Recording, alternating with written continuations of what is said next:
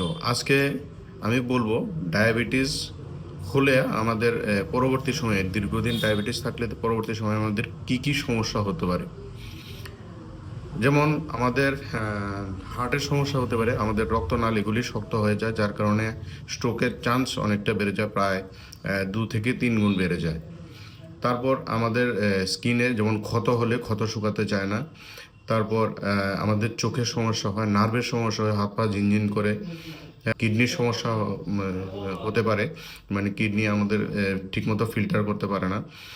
এই ধরনের আরও অনেকগুলি সমস্যা, যেমন আমাদের হরমোনাল ইমব্যালেন্সের কারণে ইরেকটাইল ডিসফাংশন এবং পিসিওসের, বিশেষ করে মহিলাদের পিসিওসের সমস্যা এবং এগুলি হতে পারে। তো আমি যে টিপসগুলি বলছি, বিশেষ করে আমাদের লাইফস্টাইল চেঞ্জ করে, ডেলি এক্সারসাইজ করে, এগুলি করে এবং আমাদের খাদ্যাভ্যাসকে পরিবর্তন করে আমরা এই ডায়াবেটিস থেকে মুক্ত হতে পারি। তো এতটুকুই বলার ছিল। Thank you.